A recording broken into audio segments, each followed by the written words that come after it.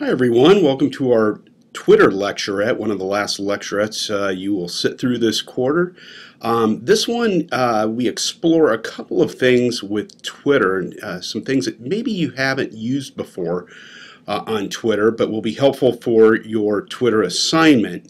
I'll show you how to write a stacked tweet, how to list a series of things on a tweet, and really kind of helps make your tweet stand out among all the other tweets on a timeline. One of the other things we'll explore is how to attach a photo to a tweet or an infographic, and that also helps with clickability of your tweets. Some research studies have shown that people that attach a photo or an infographic of some kind can have their tweet retweeted, or even better yet, the link clicked on as many as 10 to 20 times more often than if it's just a tweet without any type of image or graphic attached to it. So those really make a big difference, and I think you can see when you're just surfing through your Twitter feed, whether it's on a desktop or on a phone or a tablet, you'll see that there's definitely a lot of clickability, and your work will stand out much more if you do the stacked tweets, kind of the listicle type tweets that I'm going to show you, or by attaching a photo or infographic to it. So here I've got my Twitter account for Journalist Toolbox up, and what I'm going to show you it works best on Twitter.com. It doesn't work quite as well with Hootsuite. You can upload photos to Hootsuite, but it'll just show up as a picture link. It won't actually have the photo embedded underneath it. You won't be able to see the photo in the timeline. You'll just have a link to it. I'll also show you, or have a link to a story that I'm going to share, and also show you how I can kind of stack the little bullet point items that run with the tweets. So here's an example of how we can do this, and this is a story that's up on Redline Project right now. It's about Wrigley Field's renovations and some of the changes to Wrigley's plan that were announced this morning by the team's president and chairman, Tom Ricketts. So I've copied here the link, which you always want to do, and then I just go to my Twitter account. And I've read through the story already, and I know a few things about it, so I'm going to do what's called a stacked tweet here. And I'm going to write a little intro. Cubs chairman Tom Ricketts announces changes to, this was a popular hashtag today, Wrigley Field renovations. Okay, and then we start with the stack tweet. So you would hit the return key, and then I just usually do one little hyphen that kind of serves as a bullet point, since bullet points don't show up on Twitter quite yet. So I have my first bullet point. Added outfield signs. Change that to additional, and you always want to kind of edit as you go. Additional outfield signs. Bullpens under bleachers.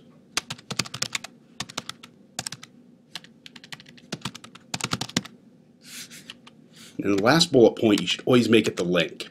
Okay, the link to the story. Now you notice here, I've got, minus 14. I've gone too far. So I've got to do a little editing here. I've overwritten. So I've got the 3 bullet points. So I can tighten this up a little bit. Additional becomes more. Okay. Bullpens, we'll just say moved.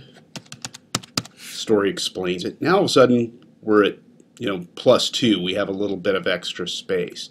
I could also link shorten this. It's a very easy thing to do. I can go to bit.ly and do that. So I'll copy this link again. Go to a site called bit.ly. And in Hootsuite, it automatically does this for you when you drop it into Hootsuite. It will shorten it for you. So I'll just do it bit.ly. This is a free link shortener. Some of you may have used tinyURL or others. So it shortened it to this number of characters, which that'll buy me a little more space. One thing you always want to do is you always want to have a little additional space at the end of your tweets. You know, 2 under is okay, but ideally you want to have 10 or 15. It helps with retweetability of your tweets. But here we have Cubs Chairman Tom Ricketts. I can do, instead of announces, you can do a colon sometimes. We'll see if this works. And I could say changes to Wrigley Field. I could do renos or renovation, for short for renovations, but it wouldn't be quite as good. So there, that freed up 23. Cubs Chairman Tom Ricketts changes, more changes to Wrigley Field. Now I'm 18 under, which is a pretty good length. That's not a bad length to have for your stacked tweet. The good thing about a stacked tweet like this is you have a little extra space, white space, once it's posted. Notice you have a little lead in, so there's some context, and then a couple bullet point items, a couple highlights, more outfield signs. The bullpens are being moved. Those were kind of the two big things in the lead of the story, lead and second paragraph of the story. And then this last one's my call to action, is having the link, you know, to read more, go here. So I'll go ahead and tweet this. We'll do a second one where we actually add a photo. And there you go. See, this is kind of stacked, and it stands out a little bit more because it's got a little more white space. Going through a Twitter feed can be very mundane, you know, very mundane, and it helps with readability when you come to this one here. It says 3 job openings. This is just a guy that's nice enough to share job openings at Think Progress, and notice how he did it as a stacked tweet, which is really cool. You can see it a little bit better, much better than this one down here, which just kind of lists one. This one could have been rewritten that way, and so it stands out a little more. This white space, and you see it especially on a tweet that's on your phone. It stands out a little bit on the desktop, but on a phone it really pops. Here's an example of one where we attach a photo to the end of the tweet, and this is a free tools post that this journalist put up for cool tools for journalists, and she attached, this is a little timeline tool called Dippity, and she did a little screen grab of this and attached the photo, and you notice how it kind of stands out, you know, from some of these other boring, mundane tweets like mine right here. I didn't attach an image to that, and probably should have just done a screen grab of my page. But this one really pops as you're going through the screen. So this is another example of how to do one, and we'll do the screen grab here. So I'll compose a new tweet, and this one I won't do stacked. I could do it this way. Ricketts announces more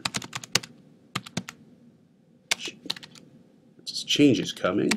I always kind of talk through my tweets. You want to make them conversational, so that's why I'm kind of talking to myself as I write it, to make it conversational.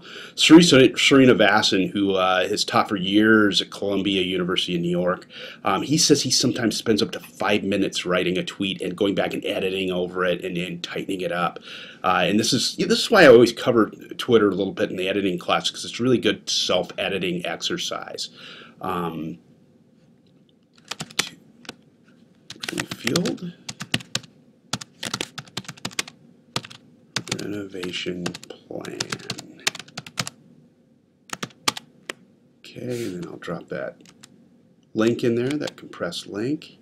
I've got my location already, and this time I'm going to add a photo to the end of it. I'm going to add a little photo and click on that icon and go to your desktop. And I've got a photo sitting out there already that I grabbed. This was a rendering of Wrigley Field that the Cubs put out. This is a publicity photo. Okay. And you see it's attached right here. If you want to get rid of it, you can always click on the X if you've selected the wrong one. It doesn't show here, but there's actually a little link called pic.twitter.com with some numbers behind it that'll go right here. When you actually send it out, but it doesn't post it there, but it just automatically counts it off. And you know, you have still have 15 characters, so that helps with the with the retweetability of this by giving people some space to retweet your tweet without having to edit it too heavily. One last pass over it. Cubs chairman Tom Ricketts announces changes to Wrigley Field renovation plan. Link, and I've got my photo and I've got my location. I'll go ahead and send it now, and then it should pop up in a little bit. Bingo, there we go. So that looks real nice and really pops off the screen. So that's a stacked tweet, which is something that you'll do on your exercise, but also experiment with the photo too. Give that a try. Don't forget our hashtag. Remember, JOUR, #JOUR 522. That's our class hashtag, and always put the hashtag at the end of the tweet right here after your posts. So always make sure you have the hashtag on there. Anyway, hopefully this is of help to you, and if you have any questions, email me, and I'll be checking that hashtag quite a bit over the next week or so to see how you did on your tweets. Good luck.